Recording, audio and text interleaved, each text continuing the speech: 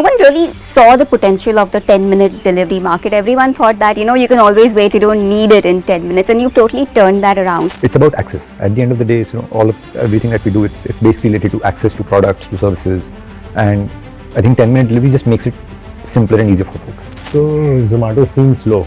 I'm so used to Blinkit in 10. Zomato के 30 minute लगते हैं. This is so slow. Why can't I do this faster?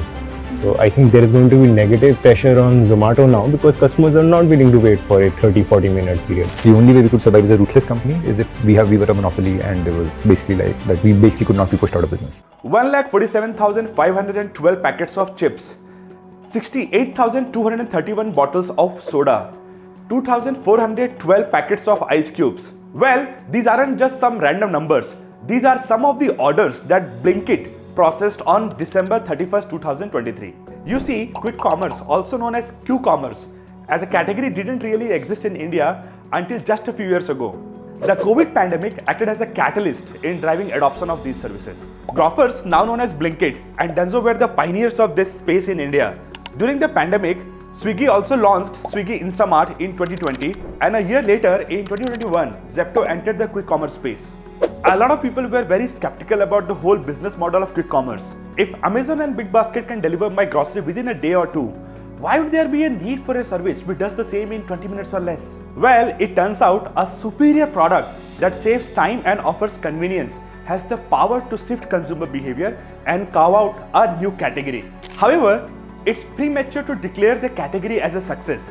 The initial growth has been significantly fueled by massive discounts and minimal or zero delivery fees to attract customers.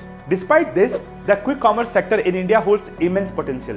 According to a report by Redseer Consultants, India's quick commerce market will be reaching a value of $5.5 billion by 2025. That's a sizable market for players to make money off.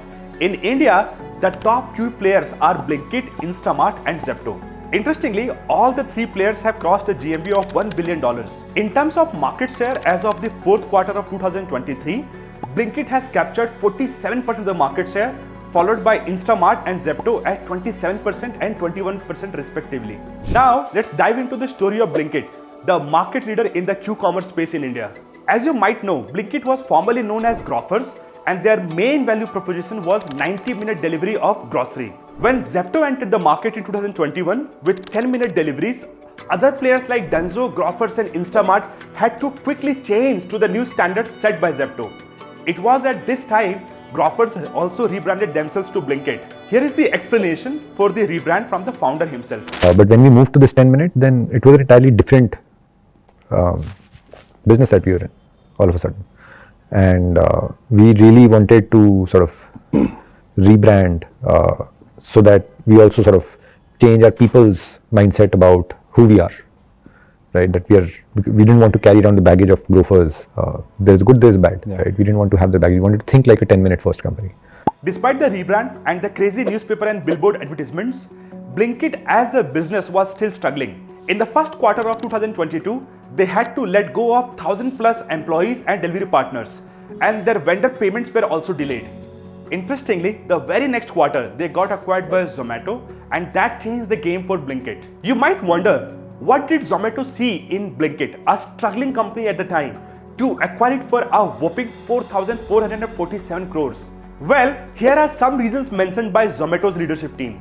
Number 1, it will increase the customer wallet share and engagement of current users. Number 2, it will result in better utilization of delivery agents, ultimately resulting in better efficiency and lower cost. Number 3, it will increase their profit pool and unlock new market for them.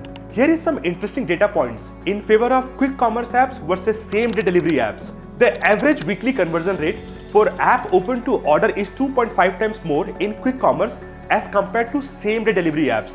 And the order frequency is also 1.5 times more in quick commerce apps. It's something that has been observed in other markets too. For example, Deliveroo, London headquartered delivery service similar to Swiggy and Zomato, entered into the Q-commerce space by launching Deliveroo Express Mart, most likely because they wanted to increase their profit pool and unlock new revenue. Quick commerce has actually got the potential to be bigger or equivalent business than food delivery, and this is a statement that is echoed by the likes of Sri Harsha, the CEO of Swiggy, and even Deepinder Goyal of Zomato. That said, Quick commerce is a very capital intensive and operationally heavy industry. We have witnessed major players with extensive distribution networks exit the market, such as Ola's Ola Dash, JioMart's Express and Dunzo, which has recently shifted its emphasis towards its B2B vertical. This naturally leads to the question, what positions Blinkit for success in this challenging landscape? Well, here are 3 reasons why we think Blinkit can make it really big. Number 1, user-centric product. As a product guy, I can vouch that Blinkit is a well-designed product. It's quite intuitive to use and they are quick to adapt to themes and trends. Recently, for this year's Valentine's Day, Blinkit introduced something called the single mode, which had curated products that someone who is single will appreciate. They also had a dedicated store for couples. Little things like this go a long way in building a sticky and loyal user base. Number 2, improving unit economics.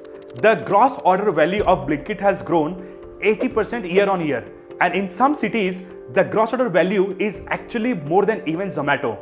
The gross order value per dark store per day stood at 625,000 as of Q4 of financial year 2023. They also have a strong GMV per square foot. In the retail business, an interesting metric that indicates the efficiency of a store's real estate utilization is the gross merchandise value per square foot. Since quick commerce operates using the dark store model, they have a significant advantage here compared to traditional retail businesses.